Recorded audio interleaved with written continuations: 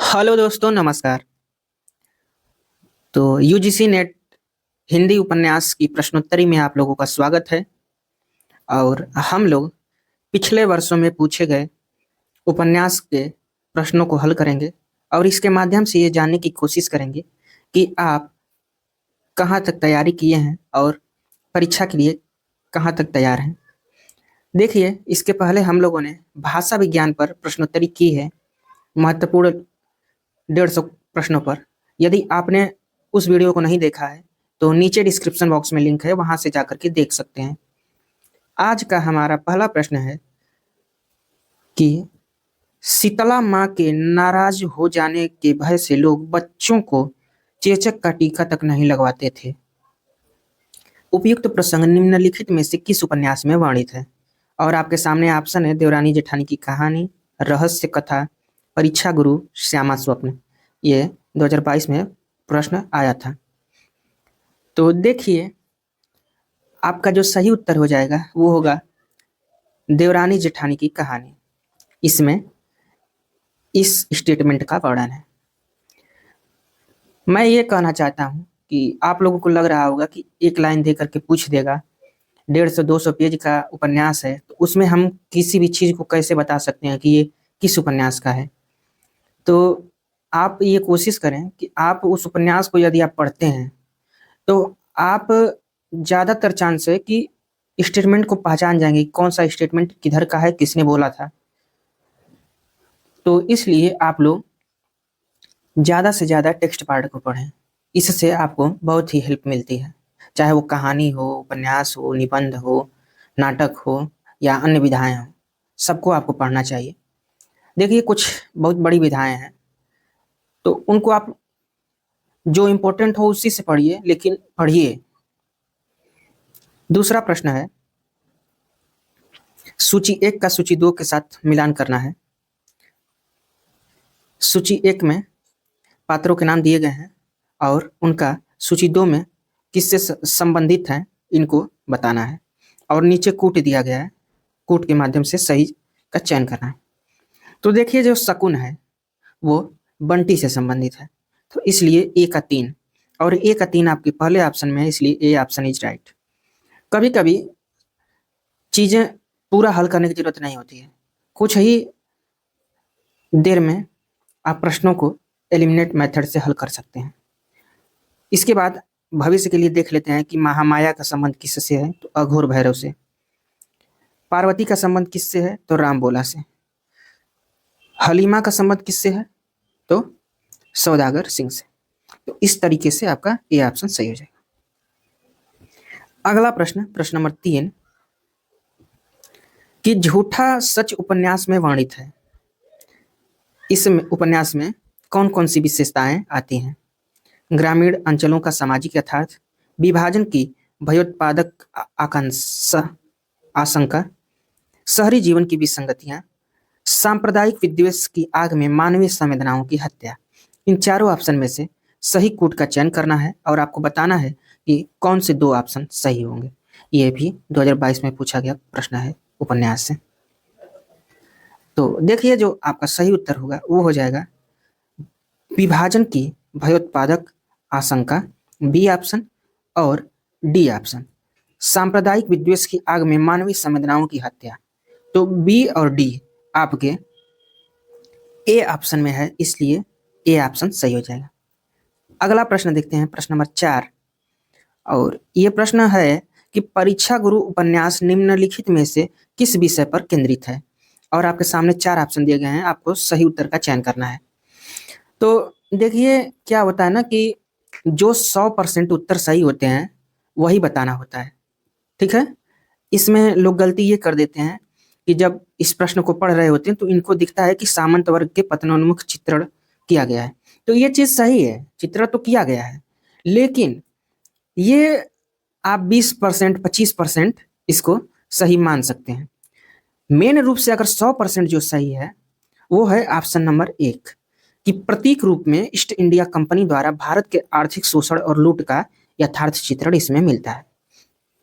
तो इस चीज का भी ध्यान रखना है कि कितने परसेंट कौन सी चीज सही है। क्या होता है ना कि जब आप ऐसे प्रश्नों को हल करना सीख जाते हैं कि मुख्य रूप से कौन इसमें ज़्यादा सही है, तो आप कोशिश होती है कि आप सिलेक्शन के बहुत नज़दीक हैं। तो इसमें परीक्षा गुरु में सामंत वर्ग का पतनोन्मुख चित्रण है। लाला मदन मोहन के माध्यम से तो दिखाया ही गया है। ब्रज किशोर उसको बहुत संभालने की कोशिश करते हैं, सोचते हैं कि बच जाए, लेकिन मुख्य रूप से जो इसका श्रीनिवास दास जी का लक्ष्य था वो ईस्ट इंडिया कंपनी द्वारा भारत के आर्थिक शोषण और लूट के चित्रण का वर्णन। क्योंकि देखिए, जब उसके घर में सब विदेशी मार्बल्स, विदेशी कीमती वस्तुएं खरीद करके आती हैं और एक दिखावापन को बढ़ावा देता है, तो उसमें हम कहीं ना कहीं तो सामंत वर्ग के पतन का चित्र तो देखते ही हैं, लेकिन ये इससे ज्यादा सही होगा आपका ये ऑप्शन। अगला प्रश्न 5 नंबर, ये कूट का चयन करना है। एक तरफ सूची 1 दी गई है, इसके पात्र दिए गए हैं और सूची 2 के साथ इसको मिलाना है। इधर मुख्य रूप से देखा जाए तो मेल कैरेक्टर हैं और उनका संबंध जो फीमेल कैरेक्टर हैं उनसे किस प्रकार है या कौन कौन संबंधित है, और कूट के माध्यम से आपको बताना है। तो देखिए, जो शेखर है, शेखर का संबंध सरस्वती से, यानी कि ए का चौथा। ये शेखर एक जीवनी का पात्र है। ए का 4 आपके पहले यहाँ बी ऑप्शन में है, इसलिए ये बी ऑप्शन आपका सही हो गया। आपका मिनिमम टाइम कितना लगा? बहुत कम लगा। फिर भी आप आगे के लिए देख लीजिए कि सिलिया का संबंध किससे। मान लीजिए आपको आ ही नहीं रहा हो कि शेखर का संबंध सरस्वती से, लेकिन सिलिया का तो आपको आना चाहिए, क्योंकि गोदान उपन्यास लगभग सभी लोग पढ़े होते हैं। क्योंकि आप पीजी करके आए हैं तो ज़्यादातर चांस होते हैं कि सभी विश्वविद्यालयों के पाठ्यक्रम में गोदान लगा ही होता है। तो सिलिया का संबंध माता दिन से है, तो बी का 3 भी आपके एक ही ऑप्शन में है। जयदेवपुरी का संबंध तारा से है, तो दूसरा। बाणभट्ट का संबंध निपुणिका से, पहला। तो ये आपका सही हो जाएगा। अगला प्रश्न देखते हैं, प्रश्न नंबर 6, कि आपका बंटी उपन्यास में वर्णित है समाज के प्रति विद्वेष, बालक की असुरक्षा की भावना, मातृ प्रेम की लालसा, आत्महत्या का विचार, और नीचे आपके कूट दिए गए हैं, इसमें से सही उत्तर का चयन करना है। ये 22 में पूछा गया प्रश्न है। तो देखिए, आपके बंटी से नॉर्मली यही प्रश्न कई बार पूछा गया है, बस घुमा फिरा करके चीजें बदल दी गई थी। तो इसमें जो सही होगा, बालक में असुरक्षा की भावना और मातृ स्नेह की या मातृ प्रेम की लालसा, ये बी और सी, और बी और सी आपके ऑप्शन नंबर ए में है, इसलिए ए सही हो जाए। अगला प्रश्न, ये आपको प्रकाशन वर्ष के अनुसार निम्नलिखित उपन्यासों का सही अनुक्रम लगाना है। आपका बंटी, धरती धरना अपना, झूठा सच, मैया दास की माड़ी, और ये आपके सामने ऑप्शन दिए गए हैं, सही उत्तर का चयन करिए। तो देखिए, ये 7वां नंबर प्रश्न, ये थोड़ा गलत हो गया था प्रश्न, एग्जाम में ही गलत आया था, क्योंकि आपका बंटी जो है इसको भंडारी जी ने, मनु भंडारी 1971 ईस्वी में लिखे हैं, ठीक है। झूठा सच यशपाल जी का है, 1958 में लिखा गया है। धरती धरना अपना जगदीश चंद्र जी का है, ये 1972 में लिखे थे। और मैया दास की माड़ी, इसको भीष्म साहनी ने 1988 में लिखा था। तो अगर हम क्रम मिलाने की बात करेंगे तो सबसे पहले सी हो जाएगा, उसके बाद आपका ए होगा, उसके बाद बी होगा और उसके बाद डी होगा। तो आपका जो सही उत्तर हो जाएगा वो होगा सी, ए, बी, डी। तो ये सबसे नज़दीकी था, तो इसलिए इसको ही ट्रिक किया गया था, बाकी बाद में उस प्रश्न को गलत कर दिया गया। तो आप कोशिश करें कि जो भी आपके सिलेबस में उपन्यास लगे हैं उनका कम से कम सन, उसकी भूमिका क्या है, उसमें किस चीज़ का वर्णन किया गया है, किस चीज़ से मतलब है कि जीवनी परक उपन्यास है तो किसके जीवन का वर्णन है, जैसे अमृतलाल अगर का हो गया मानस का हंस या खंजन नयन, तो इस तरीके से, या मान लीजिए कि उसमें किस सांप्रदायिक परिवेश का वर्णन है या विभाजन की त्रासदी का वर्णन है, ये सब चीज़ें आपके जहन में होनी चाहिए, तभी आप प्रश्नों को हल कर पाएंगे। अगला प्रश्न देखते हैं, प्रश्न नंबर 8। ये है कि राग दरबारी उपन्यास में व्यक्त हुए हैं मुक्त शिक्षा, ग्रामीण करुणाई जिंदगी की आलोचना, बैंकों का राष्ट्रीयकरण, कस्बाई जीवन की व्यंग्यपूर्ण अभिव्यक्ति। नीचे दिए गए विकल्पों में से सही उत्तर का चयन करना है और आपके सामने देखिए 4 ऑप्शन दिए गए हैं, आपको बताना है कौन सा कूट सही होगा। तो 8 नंबर का सही जो उत्तर होगा वो हो जाएगा कि ग्रामीण करुणाई जिंदगी की आलोचना इसमें दिखाई गई है। पूरा एक तरीके से शुक्ल जी ने, श्रीलाल शुक्ल, व्यंग परख ही इसको लिखा है। ठीक है, तो डी ऑप्शन आपका हो जाएगा कस्बाई जीवन की व्यंग्यपूर्ण अभिव्यक्ति। तो बी और डी आपके बी ऑप्शन में है, इसलिए बी ऑप्शन इज राइट।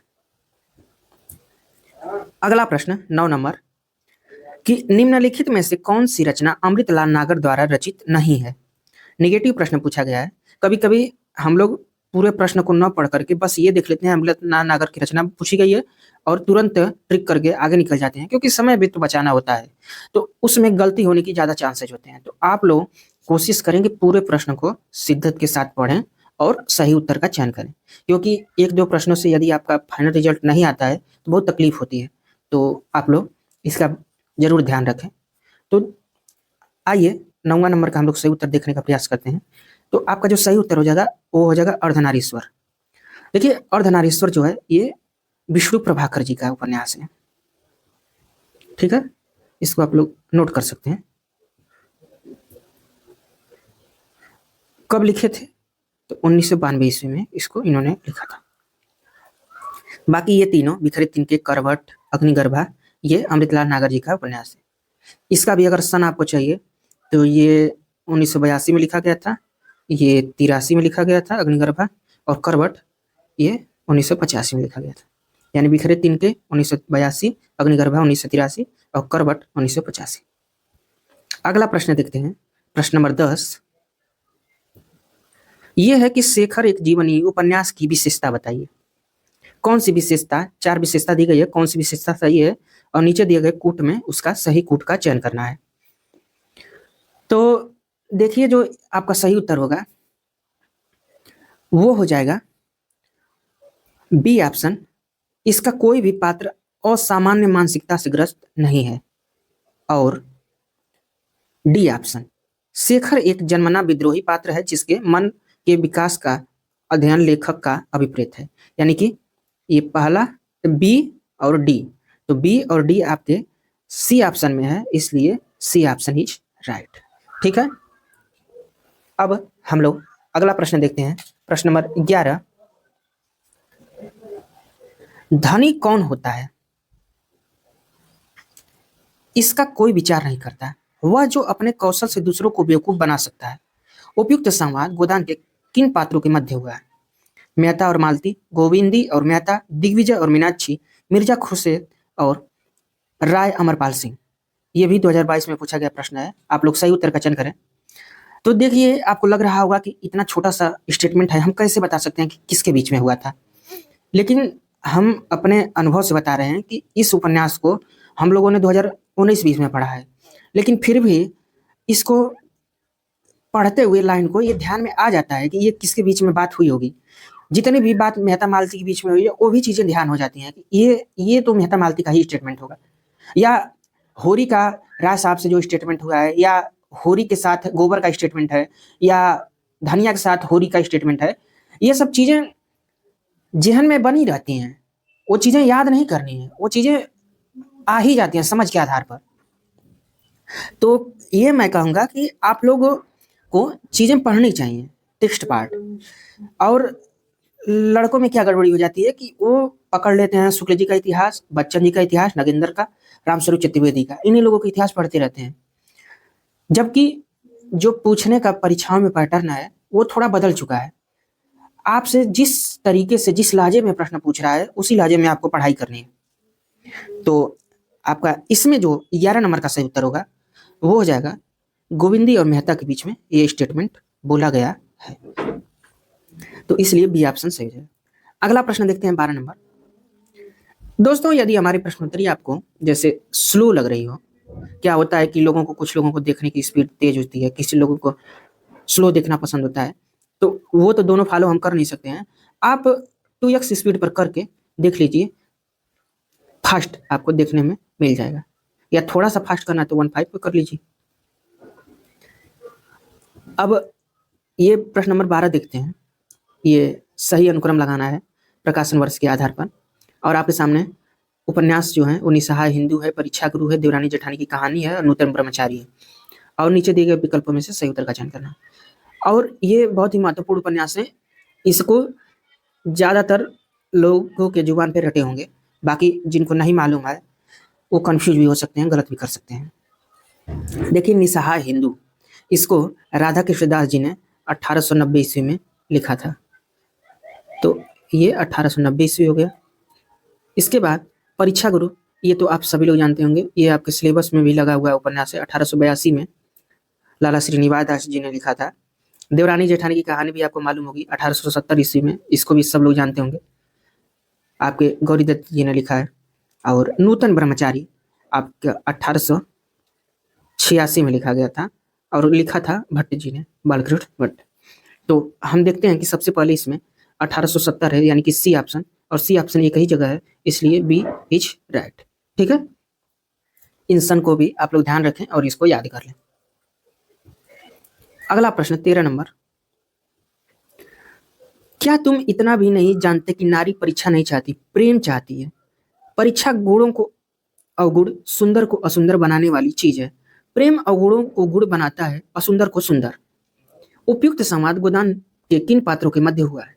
तो देखिए, आप अगर इस उपन्यास को पढ़े होंगे तो आप बता सकते हैं कि मालती और मेहता के बीच का है, कि धनिया और होरी के बीच का है, कि झुनिया गोबर के बीच का है, कि गोविंदी और खन्ना के बीच का है। ठीक है, तो आपका जो सही उत्तर हो जाएगा 13 नंबर का, वो हो जाएगा मालती और मेहता के बीच में ये स्टेटमेंट बोला गया था। अगला प्रश्न देखिए, मेहता जी क्या थे ना कि दर्शन शास्त्र के प्रोफेसर थे और ये थोड़ा फिलॉसफी वाली दुनिया जीते थे, तो इन लोगों में बातें उसी प्रकार की होती थी। और मालती डॉक्टर थी, दोनों लोग खूब वेल एजुकेटेड थे और अपना दर्शन झोंक रहे थे।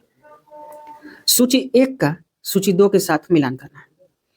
पहले में उपन्यास दिए गए हैं और दूसरे में पात्र दिए गए हैं, और बताना है कौन सा उपन्यास का पात्र कौन है, और कूट के माध्यम से सही का चयन करना है।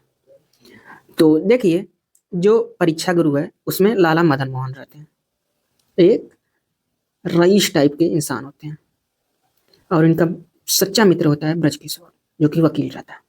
यानी कि ए का दूसरा ऑप्शन, और ए का दूसरा ऑप्शन आपकी एक ही में है, इसलिए इज राइट। आगे देख लेते हैं, देवरानी जेठानी की कहानी, सर सुखलाल बनियान जी हैं इसमें मुख्य रूप से। शेखर एक जीवनी, इसमें आपके शारदा है और गोदान में गोविंदी है। ठीक है, तो इस तरीके से आपका ये ऑप्शन सही है। अगला प्रश्न देखते हैं 15 नंबर, ये मानस के हंस उपन्यास में वर्णित स्टेटमेंटों के माध्यम से प्रश्न बना है, और 4 स्टेटमेंट आपके सामने दिए गए हैं। आपको बताना है कि नीचे दिए गए कूट में से कौन सा कूट सही होगा। ठीक है, तो मानस के हंस में राम और काम के द्वंद्व का वर्णन है, ये चीज है, तो ए ऑप्शन इज राइट। इसके बाद पति पत्नी के प्रति पति की अतिशय आसक्ति का वर्णन है, तो ये भी है, क्योंकि रत्नावली के बारे में ये वर्णन मिलता है कि तुलसी जी उनके प्रेम में इतना आसक्त थे और उन्होंने बड़ा झटकारा फटकारा। तो ए और बी 2 ऑप्शन मिल गए, तो इसलिए सी इज राइट। ठीक है, बाकी सांसारिकता के प्रति पुनः आसक्ति ये भी नहीं है, अक्कासी की वेश्या के प्रति तुलसी का प्रेम ये भी नहीं। अगला प्रश्न देखते हैं 16 नंबर, इसमें दिया गया है कि मेरठ के सर्वसुखलाल नाम का एक बनिया था, इस वाक्य से आरंभ होने वाली कृति कौन सी है। वामा शिक्षक, भाग्यवती, निसहाय हिंदू, देवरानी जेठानी की कहानी। सही उत्तर का आपको चयन करना है। तो देखिए 16 नंबर का जो आपका सही उत्तर हो जाएगा वो जगह देवरानी जेठानी की कहानी।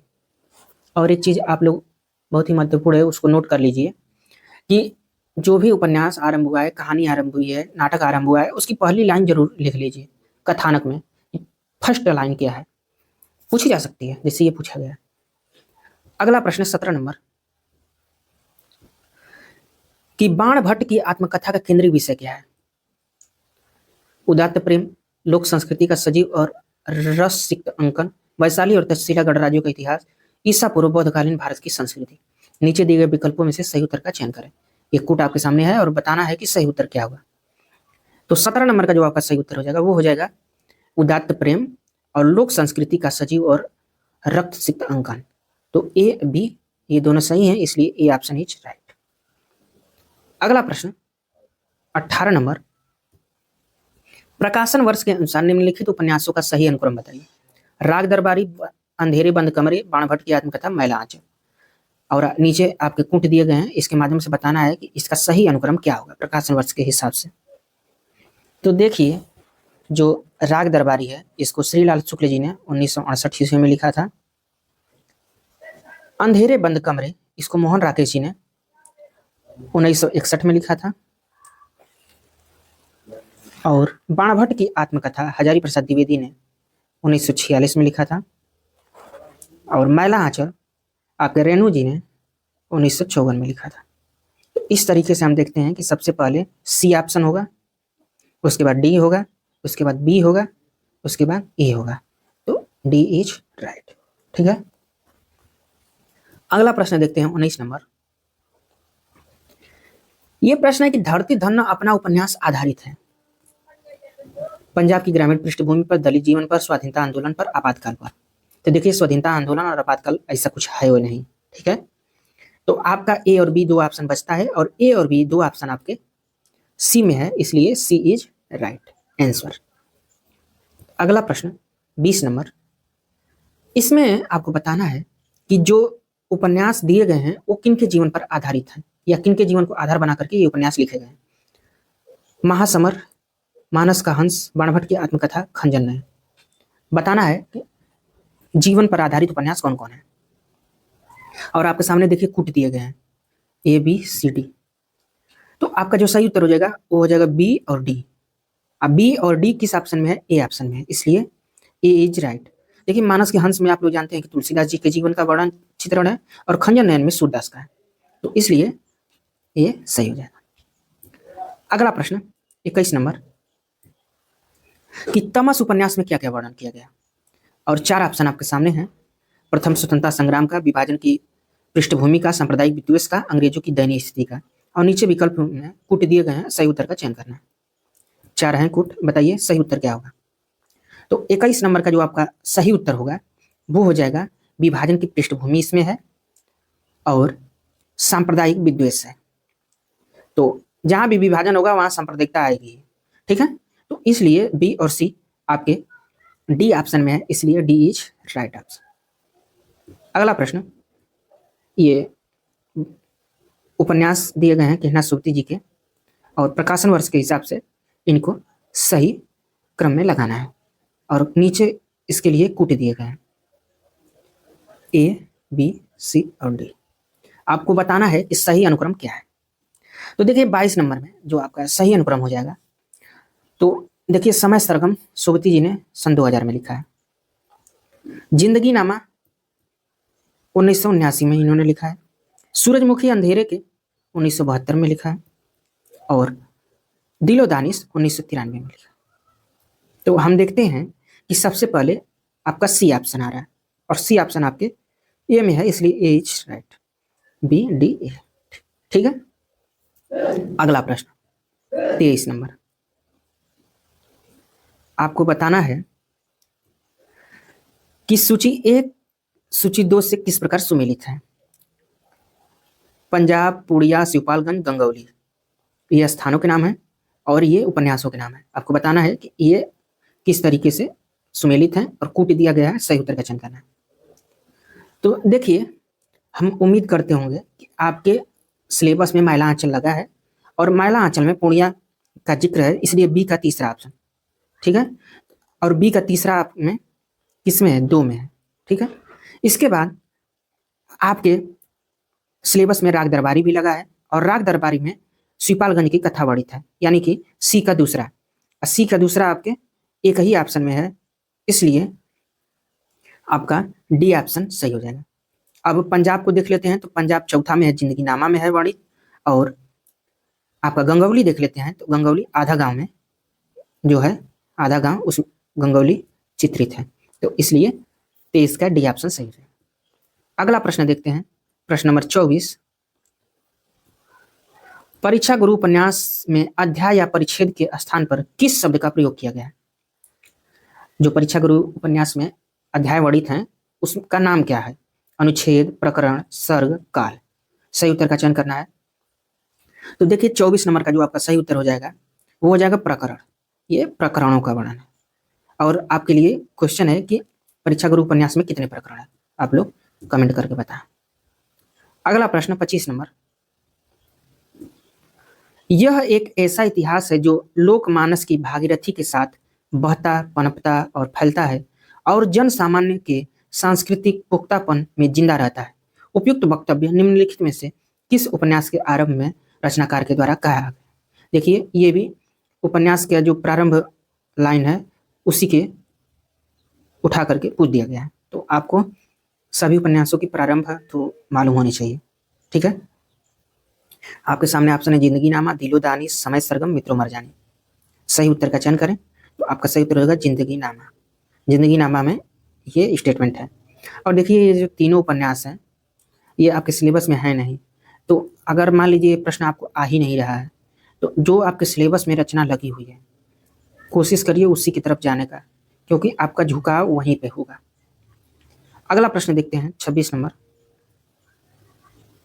अयोध्या सिंह उपाध्याय हरिऔध की रचना है ठेठ हिंदी का ठाठ।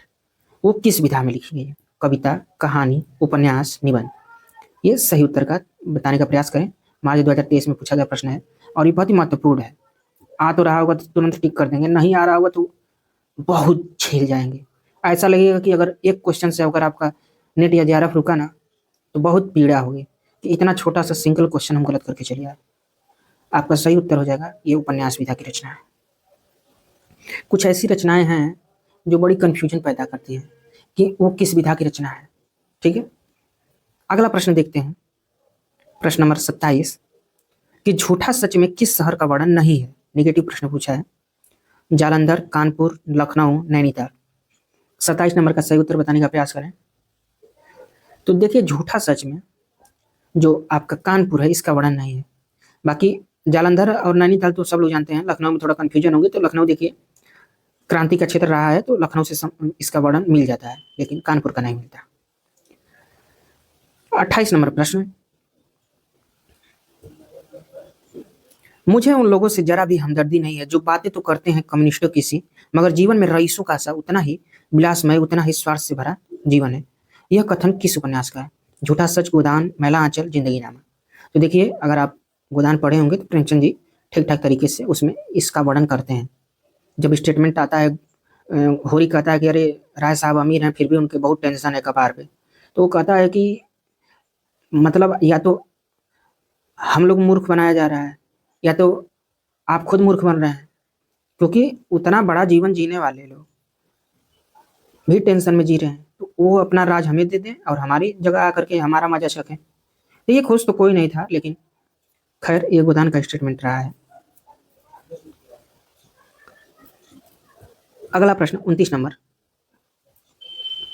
बताना है आपको कि उपन्यास बाणभट्ट की आत्मकथा के कथामुख प्रस्तावना का वक्तव्य के अनुसार मिस कैथराइन किस राष्ट्र की निवासी थी? Sweden, Italy, Belgium, Austria. देखिए हजारी जी ने जब बाणभट्ट की आत्मकथा लिखा तो उसमें जो मिस कैथराइन थी उनके कुछ चीज़ों का लेकर के वर्णन किए हैं और उसके माध्यम से वो उनको समर्पित किए हैं कि तो देखिए इसमें जो मिस कैथराइन रहती हैं वो ऑस्ट्रिया की रहती हैं, ठीक है। और इन्हीं पर या इनके ही जो भी मैटर कलेक्ट रहते हैं उसी पर ये उपन्यास लिखा गया है। अगला प्रश्न है कि किस उपन्यास में पारंपरिक गीतों के साथ बाबा फरीद, शाह लतीफ़ और बुल्ले शाह की कविताओं का बहुतायत में प्रयोग किया गया है? तमस, झूठा सच, जिंदगी नामा, शेखर की जीवनी। सही उत्तर बताने का प्रयास करें। और आज की प्रश्नोत्तरी का यह अंतिम प्रश्न है, कल इसके आगे की प्रश्नोत्तरी पर बात करेंगे हम लोग, ठीक है। तो ये मार्च 2023 में पूछा गया प्रश्न है। आपका सही उत्तर जो हो जाएगा 30 नंबर का वो हो जाएगा जिंदगी नामा। जिंदगी नामा में ये सब बाबा फरीद, साद लतीफ़ और बुल्ले शाह की कविताओं का बहुतायत में प्रयोग किया गया। दोस्तों, यहाँ तक देखने के लिए आप लोगों का बहुत धन्यवाद। हम लोग फिर मिलेंगे इसके आगे की प्रश्नोत्तरी में। नमस्कार।